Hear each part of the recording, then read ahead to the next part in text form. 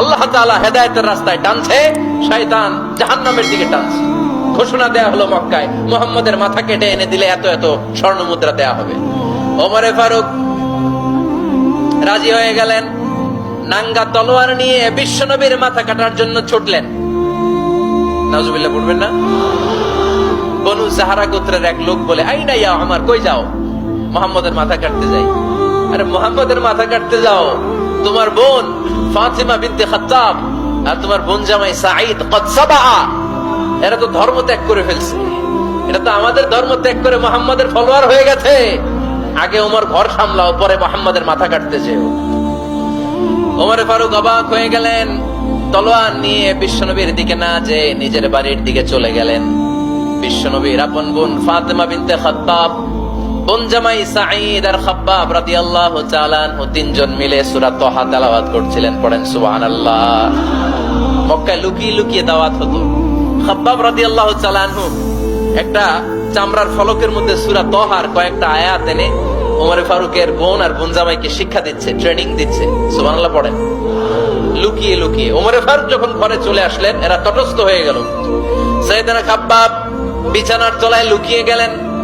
ওমর ফারুক বললেন, দরজা খোলো। ফাতিমা বিনতে খাত্তাব দরজা খোলার পরে নির্মম ভাবে সাইয়েদনা ওমর রাদিয়াল্লাহু তাআলা আনহু বোনের গায়ে আঘাত শুরু করে দিল। বোন জামাইকে আহত করতে শুরু করলো আর বলতে শুরু করলো, তোরা পাগল হলি কেন? কি আছে ওই মুহাম্মাদের মধ্যে? কি জাদু নিয়ে এসেছে? সে যাই বলে লোকজন পাগল হয়ে যায়, সবাই তার উপর কালিমা পড়ে ঈমান এনে ফেলে। কি এমন জিনিস তোদের কাছে আছে যেটা দেখে মুহাম্মদকে তোরা ভালোবাসলি? কি আছে? কি পড়তেছিলি আমারে দেখা। ফাতেমা বলে, ইন্নাকা রিজসুন লা ইয়ামাসসুহু ইল্লাল মুতাহহারুন। ও আমার ভাই ওমর, তুমি নাপাক। তুমি কি? লা ইয়ামাসসুহু ইল্লাল মুতাহহারুন, পবিত্রতা অর্জন না করে এই কোরআন ধরা যায় না। সুবহানাল্লাহ পড়েন।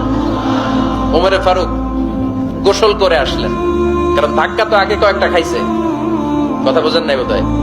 প্রথমে দোয়ার ধাক্কা, পরে কোন সূরা দিয়ে ধাক্কা? হাক্কা দিয়ে ধাক্কা। 3 নম্বরে এখন আরেকটা ধাক্কা খাবে। গোসল করে আসলেন। ফাতিমা বিনতে খাত্তাব বললেন, গোসল যখন করে এসেছেন, এই নেন। ওমর ফারুক এবার চামড়ার কাপড়ের মধ্যে সূরা তাহার প্রথম আয়াতের দিকে নজর করলেন। নজর করেই কোরআনের প্রেমে পড়ে গেলেন। পড়েন সুবহানাল্লাহ। ওমর ফারুক পড়তে আরম্ভ করলেন, তাহা মা আনজালনা আলাইকাল কুরআনা লিতাশকা ইল্লা তাযকিরাতাল লিমান ইয়াখশা তানজিলাম মিম্মান খালাকাল আরদা ওয়াস সামাওয়াতিল উলা। সুবহানাল্লাহ পড়েন। উনি পড়তে আরম্ভ করলেন, তাহা মা আনজালনা আলাইকাল কুরআনা লিতাশকা, এই কোরআনকে আমি তোমাদের হতভাগ্য জাতি হিসেবে দুনিয়ায় থাকার জন্য পাঠাই নাই। এটা রব্বুল আলামিনের পক্ষ থেকে এসেছে। যারা রবকে ভয় করে তাদের জন্য আছে উপদেশ। যিনি আকাশ বানিয়েছেন, জমিন বানিয়েছেন, ওই আল্লাহ তাআলা নিজেই এই কোরআন পাঠিয়েছেন। আওয়াজ করে পড়তে হবে, আল্লাহু আকবার। উনি খুব ভালো আরবি জানতেন। সূরা তাহা পড়ার পরে আর ধৈর্য ধারণ করতে পারে না। ওমর ফারুক ছোট্ট বাচ্চার মতো কান্না শুরু করে দিলেন। আল্লাহু আকবার। সূরা তাহাটা হাতে নিয়ে, তলোয়ারটা হাতে নিয়ে বিশ্বনবীর দিকে ছুটতে আরম্ভ করলেন। আইনা মুহাম্মদ, কোথায় মুহাম্মদ? তোমরা আমাকে মুহাম্মদের কাছে নিয়ে চলো। বিশ্বনবী তখন সাফা পাহাড়ের পাদদেশে দারুল আরকাম ইবনে আলকামের ঘরে লুকিয়ে লুকিয়ে কোরআনের দাওয়াত দিতেন।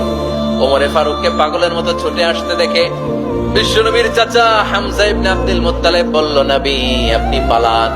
ওই যে খাত্তাবের বেটা ওমর আপনাকে অপমান করার জন্য, আক্রমণ করার জন্য তেড়ে এসেছে। সাহাবীরা বললেন, নবী আপনি পালিয়ে যান, আমরা সামাল দেব। বিশ্বনবী বললেন, না, আমি পালাবো না, বরং তোমরা সরে যাও। ওমর ইবনুল খাত্তাবকে আমার দরবার পর্যন্ত আসতে দাও।